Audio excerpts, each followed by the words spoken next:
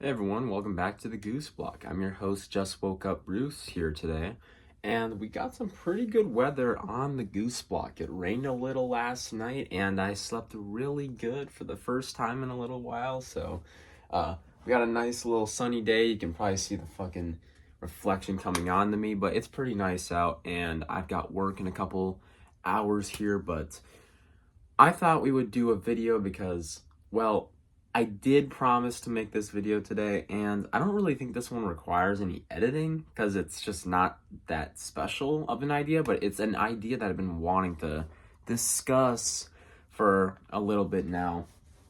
And that, my friends, is Goosebumps books that are stylistic oddities, aka different from the rest. Um, if you don't know what a stylistic oddity is, or you can't make sense of what that sentence means, well, let me just quickly tell you. A stylistic oddity, stylistic, oddity. Oddity means different, so it's stylistically different than other books in the Goosebumps franchise. Now, although I could go into why Horrorland has a couple of those, or why Most Wanted has a couple of those, Slappy World, I don't really think that's that interesting because, well, they're just way less common. In the original 62, there was a good handful of these books, and they all kind of came out kind of bing, bing, bing, bing, bing, like in a row.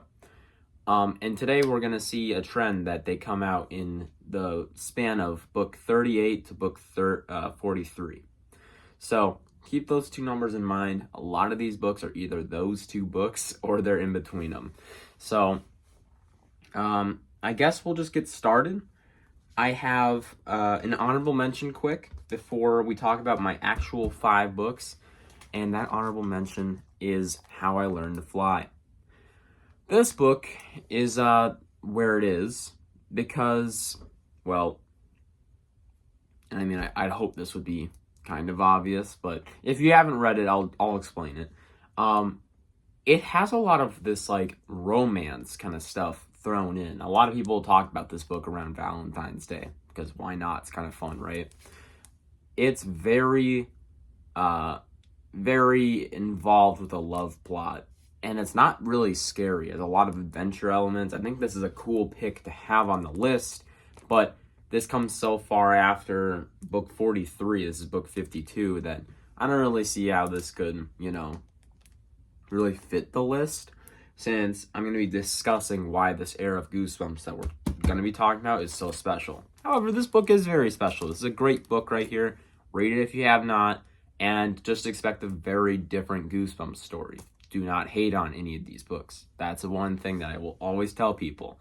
Just because it's not a straightforward horror story doesn't mean you have to dislike it. Now, that's not to say there aren't bad books on this list, though, or even rough ones, because in this big 5 pile that I have right here, there is a couple ones that I'm not the biggest fan of, believe it or not, but there are also some very good ones. Whether it's good or bad, it's a stylistic oddity. And this trend, you can really start to see pick up, and well, this is basically where it starts too. At book 38, Abominable Snowman of Pasadena. Now let's just think about this though. The books before this, so we're talking like 31, 32 through 37. You had books like Barking Ghost, Jelly Jam, Law and Gnomes, Haunted Mask, 2, I'm saying, Shocker on Shock Street, Headless Ghost. Then you get hit with this. And this is a very interesting idea. I mean, first of all, let's just get this out of the way. The way this story progresses is very creative. Kind of hard to say I like the way it progresses. I think that they should have removed that. But, man, the last fourth of this book feels like a completely different story kind of slapped on. I'm not sure if that's a good thing, but it's interesting. I've never seen a Goosebumps book like it. And it also gets a little too confusing for me around that section of the book, but there is interesting stuff to be seen here, and just the setting alone for the first however many pages, the insaneness of the last act. There's a reason this didn't get made as an episode. So the fact that this is still popular and one of the most popular is pretty crazy. I mean, hey, some might say it's the Goosebumps movie. I kind of agree. But interesting pick. Book 38. This is a stylistic oddity all the way. But I think it only got more creative from here. And that's where we get into this book. And yes, I see that tear on the cover. It's been there for a while. I should probably get a new copy of this. This book is How I Got My Shrunken Head. Let me move my hand so you can see it. And this book is arguably the second most creative out of any of these. Not saying that it's the most creative idea, but the way it goes with things is very cool. And it works very well, by the way. This is an amazing book. Love it. Man. You know what I'll say? Sure. Is it, fuck. Yeah, the aunt thing is a little unbelievable. But, like, it's fine, you know? It's such an unrealistic book that it doesn't really bother me that much. But it's like, just from the get-go, you have a character who's, you know, oddly very interesting, but not in a great way. Like, I don't think anybody reading this would be like, I want to be friends with that guy, you know? And not to mention, this is just a small thing, but I feel like I feel like a lot of people get this mixed up with the episode, which is also very creative, but it's basing itself off of this, and it's just adding certain things, tweaking certain things. So it's like, I think people should judge this one on its own merit. Like, one time I got in an argument with somebody that said they didn't like the Elvis guy, who isn't even in this book, so that's kind of funny. It's just in the episode. But this is one that I see not many people like. Or they think it's just whatever. But the adventure elements are strong here. Up until this point, this is probably the most adventure-y Goosebumps book since Deep Trouble. I don't know. Deep Trouble, or there's a couple that could be argued, but I think that this is a very cool book. For what it does, for what it tried to do. Certainly it did not work out in the long run. They certainly moved past this period very soon, which we'll talk about.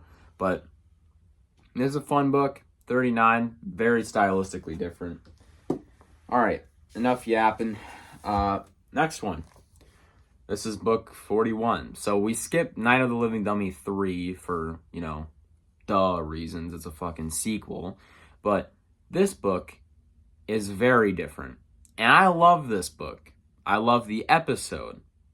And I'm basically alone in both of those statements.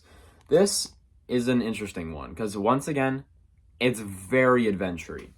However, it's a very solid blend of adventure and horror.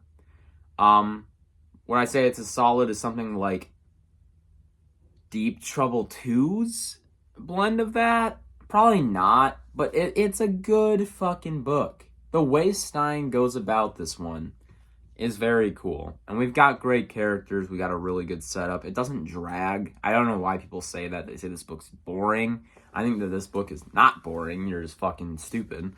But this has some very cool stuff going on. One of the entire plot points is basically just the character and his sister exploring. So it's kind of fun to read about, and I love this one. It's not like a 9 out of 10, but it's very good. Great book, great.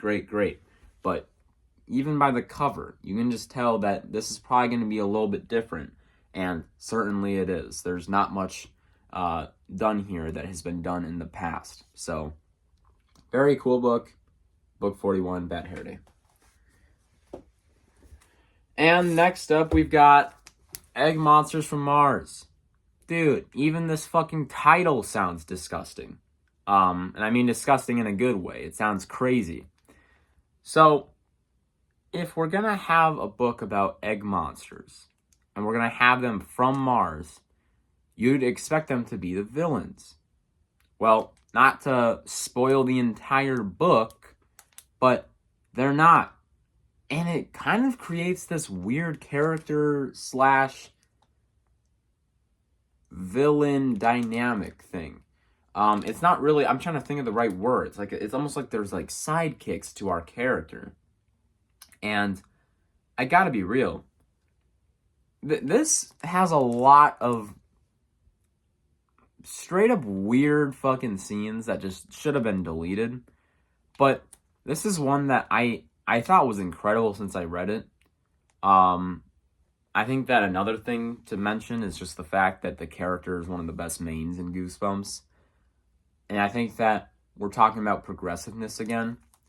The way this book progresses is different than every other book I've ever read in Goosebumps. You have a first half that mainly consists of an egg hunt, some other stuff, getting to know the eggs and whatever. And then the kid, spoiler alert, if you want to click off or click 30 seconds ahead, go do so really fast. The kid gets kidnapped by the scientist. And, well, stuff just goes about from there.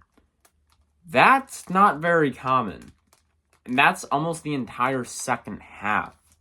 So, I think that this one might take a little bit more, and some people don't like books like this, I get it. But this one might take a little bit more leniency if you're gonna try to like it a lot. Because when I got to that second half, and I've heard that that's where the book starts to fall off, it maybe gets a little too slow. I mean, for Christ's sakes, it's taking place in one room. It's like 12 Angry Men. So, yeah. Just wanted to mention this one. Very cool idea. Very creative. And very different. I don't think a book in the entire series has gotten an idea like this. And then, last but not least, Beast from the East. That rhymed. This book is on the list for obvious reasons. Look at this fucking cover. Look at this shit. You can just tell this is different. I mean, where do I even start? The idea is oddly creative, but it's not like overwhelmingly creative. Like, it's not like some avant-garde shit, which you'd hope not. It's a fucking kids series. But it's like you have this set of villains, essentially. And you have this set of characters, and they're playing games in a giant forest. It's one of the most interesting ideas in Goosebumps. Do I love this book? No. Do I like it? I like it, and I like it because it gave it a fair shot. That's the thing. And that's where I want to discuss this. With all 5 of these books, maybe even all 6 of them, with that How I Learned to Fly mention, you have to realize that these books are trying something so different that it might take a little bit more experimenting to really nail it, you know? Goosebumps never really did nail it. Ever. I think that they nailed How I Got My Shrunken Head, but I know I'm, once again, kind of alone in that category. But I think that it's like, you have to give these books a fair shot, which I don't think these books maybe sold as well. I don't see them in public very much. So, part of me kind of wonders, if these books sold well, and if these books were, you know, talked about more, even nowadays, would we be getting more adventure-y Goosebumps books? Not only adventuring in the story, but adventuring and experimenting in the writing process. What do we make the story about? And it's an interesting thought. Maybe one day we'll get more stuff like this. If Goosebumps ever goes off to different authors, we'll see what happens. But you've got a lot of books that are very straightforward horror-y, even after this, you know. Books like Say Cheese and Die Again or Ghost Camp.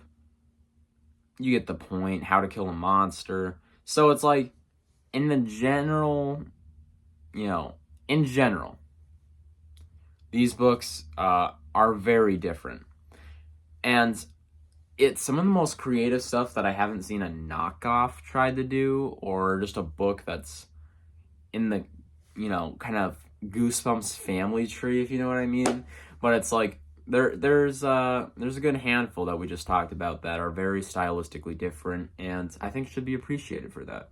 I'm not going to act like these books are fucking incredible masterpieces that everyone has to love, but maybe give them a fair shot. Don't hate on Bad Hair Day as much. Maybe this whole video was just me trying to promote Bad Hair Day. I'm sorry.